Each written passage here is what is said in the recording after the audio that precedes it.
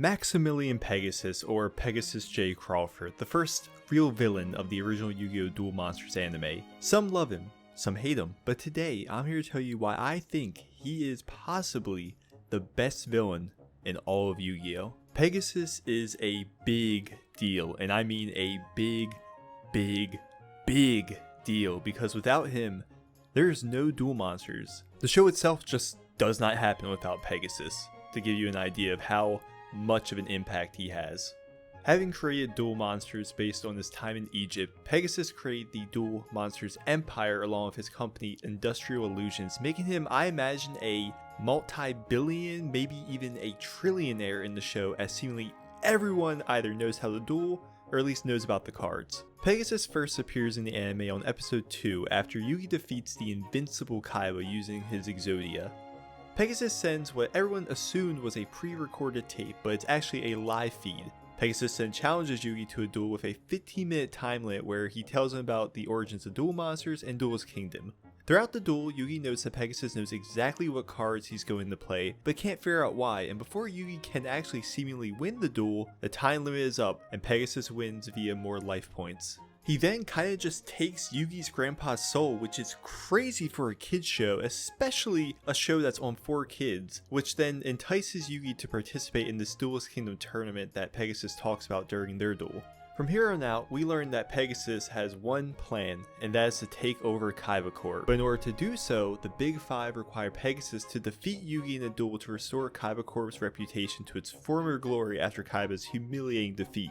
For some context, the Big Five in the Yu-Gi-Oh! Anime are essentially Kaiba Corp's executives, and they hold a certain amount of shares, and Pegasus wants those shares to have more share power than Kaiba, take over Kaiba Corp, you get the idea. I actually tried to convince my girlfriend to watch some Yu-Gi-Oh! But she could not understand how major conflicts or business acquisitions are settled via a card game, which, honestly, completely understandable. To really cement how strong of a duelist Pegasus is, we see him effortlessly defeat Bandit Keith, the best American duelist, by telling a mere child how to win. Since we now know or have an idea that Pegasus can read minds using his Millennium Eye, more on that later. At this point, Duelist Kingdom begins, and Pegasus accommodates the duelist quite well. I mean, he gives them basically full access to his entire private island simply just to duel. To get Kaiba involved and completely out of the picture, he kidnaps Mokuba, Kaiba's little brother, and kinda takes his soul to make him a servant, but hear me out, he's not all that bad. After 2 days of dueling, Yugi makes the finals of the tournament, which involves the finalists dueling in front of Pegasus himself, with the overall winner getting a chance to face him. Now, this is where I have a legitimate question. Had Yugi either not made the finals or lost to, say, Joey, what happens with Pegasus' deal with the Big Five? Technically, he didn't beat Yugi, but Yugi lost, so is Kaiba Corp's reputation saved? Who knows? Feel free to let me know down below what you guys think. Kaiba at this point has already arrived at Duelist Kingdom and challenges Pegasus to a duel to save Mokuba. Here we get to see the Toon deck that Pegasus uses, and it's a ton of cards that are not available to the public, thus making his deck massively overpowered. For example, Toon World makes it so his Toon monsters were practically invincible. Pegasus could have easily taken Kaiba's soul at any point, but he lets him at least try to defeat him to save Mokuba. Kaiba ultimately loses, but shows a crack in Pegasus' armor by playing cards without looking at them, which blocks Pegasus' ability to know your next move using the Millennium Eye. This is massive foreshadowing for the final showdown. Anyways, after noticing that Bandit Keith, the American duelist, is cheating in his duel with Joey, he calls him out, and here he could have easily stolen his soul and made another servant, but instead he sends him to the ocean via a trapdoor, and honestly, I think it's a much better fate than being soulless if you ask me. I find it quite hilarious that the American duelist gets caught cheating, then literally points his freedom at Pegasus after getting caught. God bless America, am I right? After Yugi defeats Joey, the climactic final duel of Pegasus begins. This is Yugi's most important duel in his life, since if he loses his soul and the souls of his friends and Grandpa Pegasus forever. The demeanor of Pegasus changes throughout the duel from a cheery Yugi boy man with his fun Toon deck to once he realizes he's being hard countered via Yugi switching in and out from Yami to regular Yugi, he decides to make the duel a shadow game. For those who don't know, a shadow game is essentially a death duel. If you lose, you die, in the Japanese dub of Yu-Gi-Oh! In the 4Kids version, you get sent to the Shadow Realm, which, I feel like it's kind of the same thing, it still just sucks, so we don't want that. This proves to be quite the counter to Yugi, as regular Yugi, or host Yugi, can't be in the Shadow Game area zone for extended periods of time as it drains his life force. The duel quickly shifts to a quite serious and dark tone once everything is plunged into the Shadow Game and cards like Relinquished and Thousand Eyes Restrict emerge. These cards just suck up monsters and they look very interesting to say the least. I always appreciate how the villains of Duel Monsters have the coolest cards, Pegasus with Thousand Eyes Restrict and Merrick with the Winged Dragon of Ra, for example.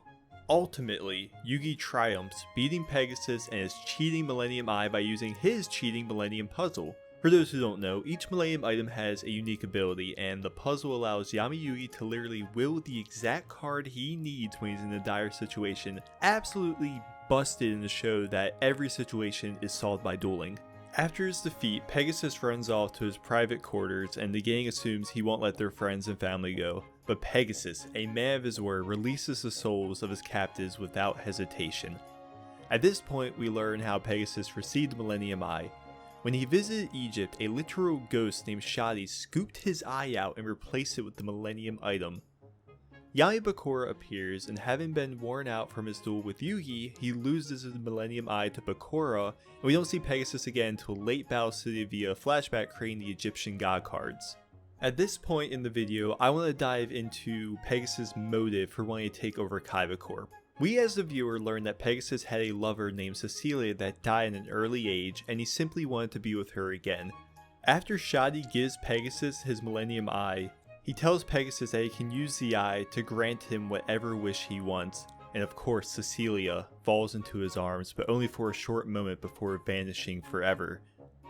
The reason he wants Kaiba Corp is they have developed this insane technology to essentially bring Duel Monsters to life, which gave Pegasus the hope that the same tech could bring his lover back.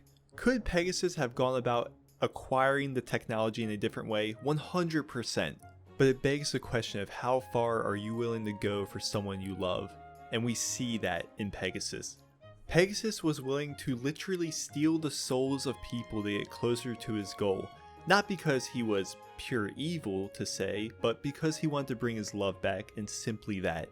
Yes, taking souls is a bit extreme, but he needed to motivate Yugi and Kaiba to participate in duels with him to fairly win the Big Five's favor and get their shares of Kaiba Corp. I personally feel Pegasus felt he was in the corner and had no other means to achieve his goal. If you know the history of the Millennium items, you know they're not good news, and I feel the Millennium Eye clouded Pegasus' judgment and made him feel like what he was doing was the right way of doing things, when obviously ultimately us as the viewer and the characters see it as evil. He does ultimately, and this is huge quotes, fairly gives Yugi and Kaiba a chance to duel him to win back the souls of the friends they took. And yeah, he basically cheats in those duels, but even after Yugi bested him, he took the loss on the chin with honor and kept to his word. If we look at Merrick, who is the Battle City Big Bad, in his duel with Yugi, he had a contingency plan. If he loses the Shadow Game, good Merrick, good heavy quotations there, would have been taken instead of Yami Merrick. I consider that action as an absolute evil as opposed to Pegasus, who accepted his defeat. For me, Pegasus is like the Frieza of Yu-Gi-Oh! The first big villain that makes such an impact on the series and the viewers as a whole. His personality that isn't taking souls is that of a charming, very charismatic, even polite man. Adding boy at the end of names is his trademark. Yugi Boy and Kaiba Boy are iconic to the series. In conclusion, Pegasus is a fantastic villain. His motivations can be relatable to some, and he's not entirely that bad of a guy. Without him, we technically wouldn't have the show Duel Monsters, so keep that in mind when you think of the charismatic, heartbroken, surprisingly polite man that is Maximilian Pegasus. I do plan to cover more of the villains of Duel Monsters. I'm currently rewatching Yu-Gi-Oh! In Japanese, and I'll just say this, watch it if you haven't. It's the best way to watch the show. No censorship and the voice acting is peak. Anyways, thanks for watching.